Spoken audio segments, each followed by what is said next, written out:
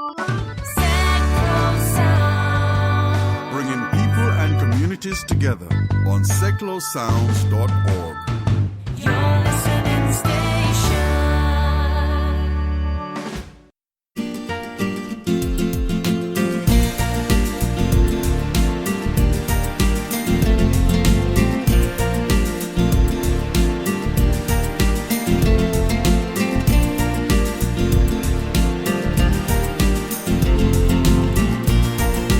This week, my guest, David Gilmour, discusses the highlights of visiting Central and South America. That's all coming up on the John Guinn Travel Show on seclosounds.org. Hello and welcome to the John Guinn Travel Show on seclosounds.org. As always, the last part of the show is travel news, and two of the stories featured this week includes a hotel group that's had some credit card details stolen, and TripAdvisor and how they've upset one or two people in the travel trade, and it's all down to a definition. But this week my guest is David Gilmour.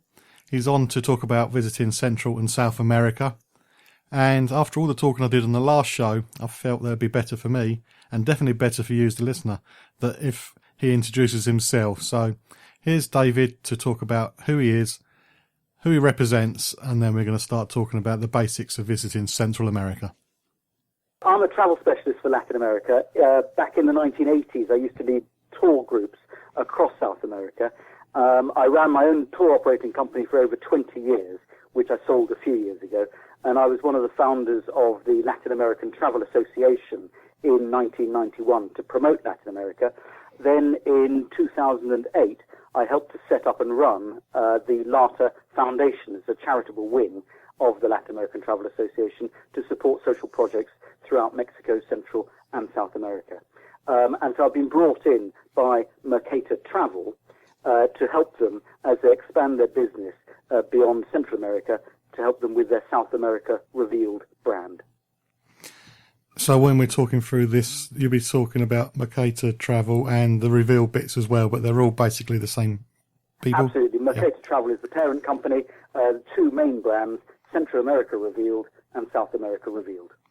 When it comes to getting to Central America from the UK, how easy is it? Are there direct flights? Well, there are no direct flights to Central America. Thompson's has got a charter flight coming up sometime in November to Costa Rica. There are direct flights to Mexico and to some of the South American countries, but for Central America, normally the scheduled airlines would go via the United States, via Atlanta, Dallas, Miami, Houston, or New York. Iberia has got flights to certain Central American countries via Madrid, or KLM via Amsterdam. Belize is a little bit harder, and to go out to Belize, you'd always have to spend a night in the United States. Quirky reasons for that. Belize City Airport doesn't have lights. So by the time you get across to Houston, say, for the onward connection, it's too late to fly onward on the same day. I never knew that. So, yeah, I've always fancied Belize, but I'm going to have to do America as well. Okay. Well, I hope that at some point the Belize government or the airport authorities will put some lights down, and then you'll be able to go all the way through in one day without having to spend the night in the United States. It's nice that there's still some quirky airports out there. Yeah, indeed. In general, are there any visas required for a UK visitor? In general terms, no. If you're going through the United States, you need to get an ESTA visa waiver, which is the electronic system for travel authorization. Passengers are usually given 90 days on entry into the countries in Central and South America. Visitors to Cuba do require a tourist card and health insurance.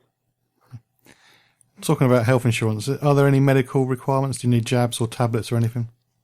Well, we always advise passengers to make sure their inoculations are up to date, but on the whole, nothing is compulsory. Just occasionally, there might be outbreaks of yellow fever in the jungle, for example, in Peru. But if passengers have recently been to a country where yellow fever is endemic, they might be required to show proof of vaccination. So, for example, you're going up into Panama from, say, some countries in Africa where there might be yellow fever, then it will be compulsory, or they'll be required to show proof of vaccination. Malaria is an issue in South America, depending on where they're going in the jungle and so on, then they may need malaria tablets. And certain areas of Central America, they might require malaria tablets. I had a yellow fever jab once and I fainted. I don't know whether it's the jab or the fact I had 2 or 3 before it, and it was the combination of all those needles. But, a little bit unlucky. To be honest, the way that vaccinations are changing, polio, for example, which is just a drop on your tongue, that now covers you for about 20 years.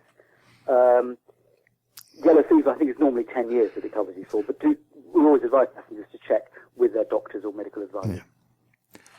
Yeah, so mine's out of date. I do need to get it done, but I'm a little bit nervous. But I'll have to do it before I go travelling again. Always a good idea to keep your inoculations up to date, yeah. As a general question for the region, South America region, is it safe to visit or is it a little bit dangerous? Well, for Central America and indeed for South America, your listeners with long memories may well regard the area as being ripe for coups, counter-coups, cocaine, civil war and mayhem. Indeed, in the 1980s and the 1990s in Central America, there were a lot of local and civil wars and difficulties in Central America. The United States even invaded Panama under General Noriega, you might recall.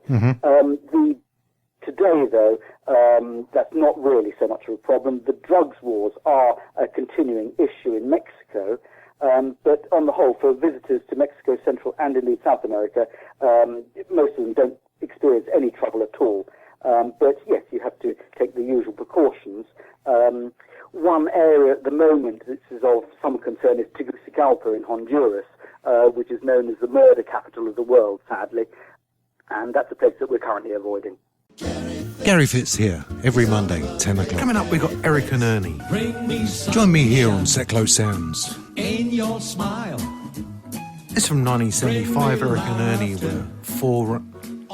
Gary, it's not Eric and Ernie, it's Earl and Ernie, the Cape Brothers, Union Man. Oh, I see. Gary Fitz here, every Monday, 10 o'clock. Earl and Ernie.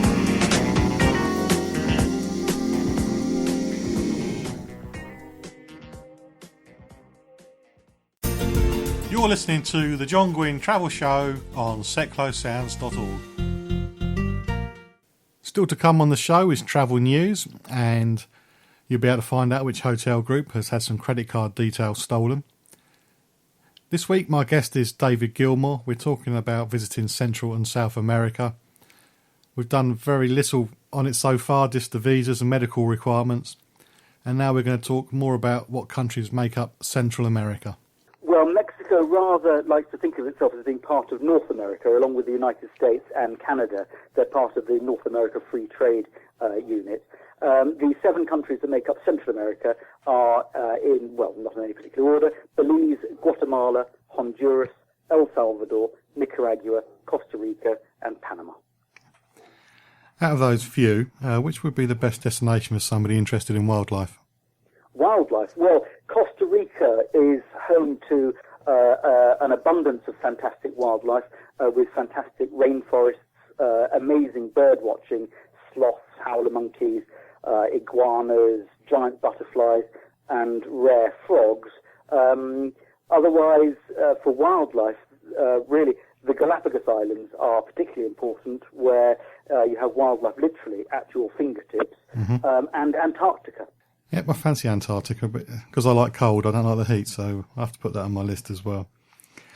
Well, there you go. Fantastic place. The best time is December to February, although there are trips that run from about October to April, May. Yeah, it's definitely going to be on my list. I've got such a long list from doing all these interviews. I haven't got the time to do it. But if my numbers come up, I'll be ticking off that list like no one's business. When it comes it's a difficult business to be in when you're talking travel all day long and all year round. Rather spoiled for choice, really. Yeah, I used to be a travel agent. I used to get so jealous of where I was sending people, and it was just terrible. Well, absolutely. Well, you know all about it. Yeah. There's a lot of history in the region. Which country would be the best one for somebody who's interested in looking in ancient history? Well, for ancient history, there are several pre-Columbian civilizations which thrived in Mexico, including the Aztecs and the Mayas, which your listeners probably know about. And then there are some, such as the Zapotecs, the Toltecs, the Olmecs, which they might not know about quite so much. The Maya civilization extended into modern-day Central America. There's a place called Joya de Seren in El Salvador, which is regarded as the Pompeii of the Americas. The Copan Pyramid in Honduras is particularly important, with a brilliant museum attached. In Belize, they've got a place called Caracol, and the Tikal ruins in Guatemala are also quite significant and sophisticated of the later Maya period. In South America, there are a number of pre-Columbian and indeed pre-Incan civilizations, and have clearly left their mark in buildings and artifacts and art. So plenty of ancient history. When it comes to Panama, is it just a canal, or is there more to the country than that? Oh, there's much more to Panama than the canal. The interior has got colonial towns and attractive mountain ranges between the Atlantic and the Pacific. There's also the Boquete coffee region. The San Blas Islands are a collection of about 350 small islands and islets off the Caribbean coast near Colón at one end of the Panama Canal. And it's also home to the indigenous Cuna Indians. The Bocas del Toro archipelago, which is on the northeastern Caribbean, is fantastic for swimming and snorkeling and diving. That said, the Panama Canal really is worth a visit. It's actually a water bridge, lifting the boats up from sea level at one set of locks, through an artificial lake which was created in the construction of the canal, and then down through locks at the other end. Quite an amazing feat of engineering. Many of our passengers will visit the locks one day and then take the train from Colón back to Panama City, and then they'll do a transit of the canal another day. Those locks must be huge. The maximum width is called Panamax, is the maximum width that you can see the boats going through. It's an extraordinary sight, literally inches on either side as they go through the Miraflores or the Gatun locks. Quite amazing. I can't even parallel park, so there's no way I could take a ship through there. Some people just want to do fly and flop holidays, so which would be the best destination for the beaches? Well, you are really sort of spoiled for choice in Mexico, Central and South America. Just to name a few places, then the Riviera Maya, which is going south from Cancun in Mexico. There are direct flights to Cancun, and then from Cancun going south down to Playa del Carmen, down towards Acumal, is a fantastic coastline there.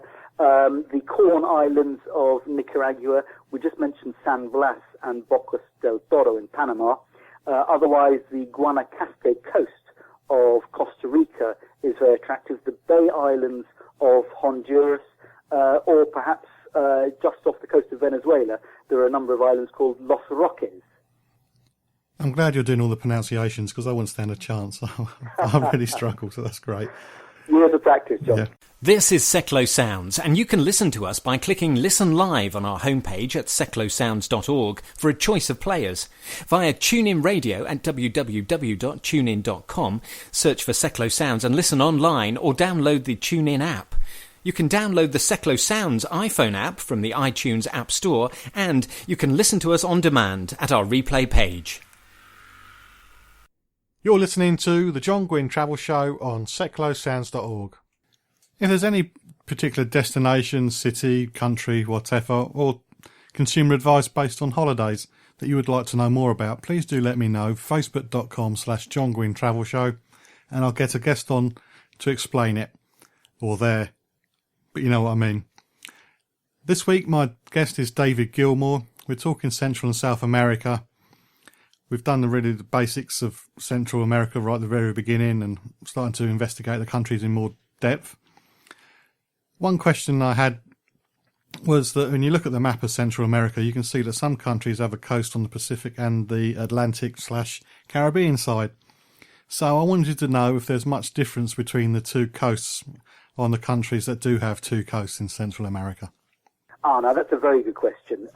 It's rather curious, but for quirky historical reasons, there are greater Spanish colonial and indigenous Indian influences on the Pacific side, and stronger British, African and West Indian influences on the Caribbean